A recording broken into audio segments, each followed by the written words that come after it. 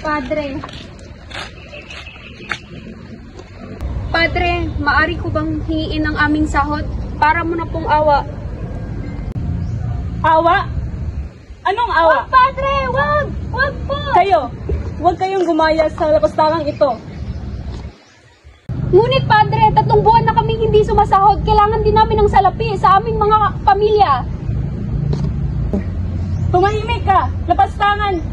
Wag po, Padre!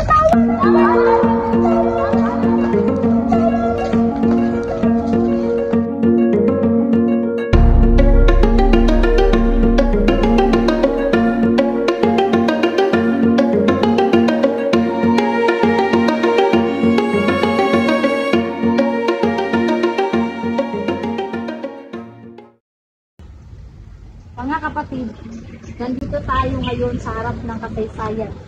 Panahon na upang putulin natin ang tanikala na pamumuno ng mga Espanyol at angkinin ang ating kalayaan.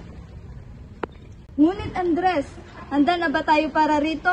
Ang puwersa ng Kastila ay maaaring matindi at ang kahinatnan ng rebelyon ay maaaring mabigat.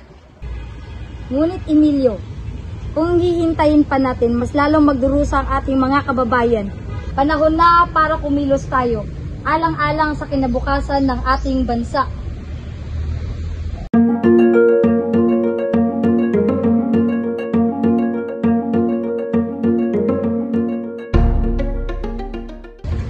Tama si Andres. Hindi na natin maaaring patuloy na mabuhay sa anino ng pamumuno ng mga Kastila. Panahon na para tumindig at lumaban para sa ating kalayaan. Mabuhay ang revolusyon! Mabuhay ang Pilipinas! Mabuhay!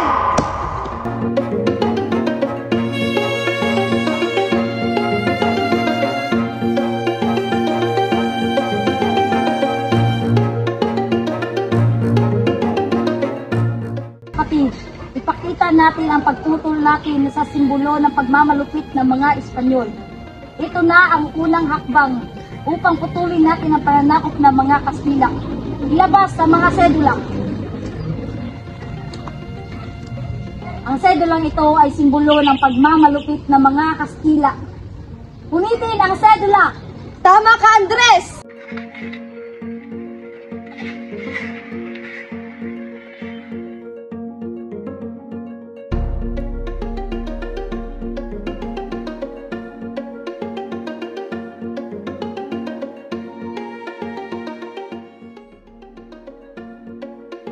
Huwag natin hayaang muling masakop ang ating bayan. Mabuhay ang revolusyon! Mabuhay! Mabuhay!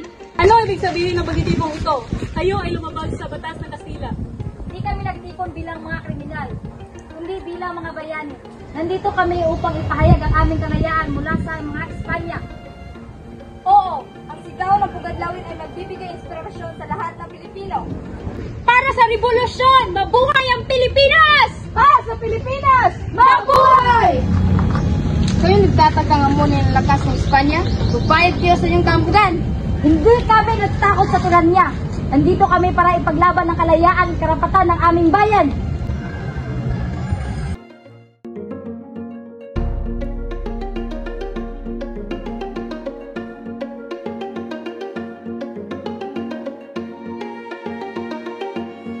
Sa ating mga kamay para sa kalayaan, alalahanin natin ang araw na ito bilang paglalakbay tungo sa tunay na kalayaan. Ihanda ang mga sandata!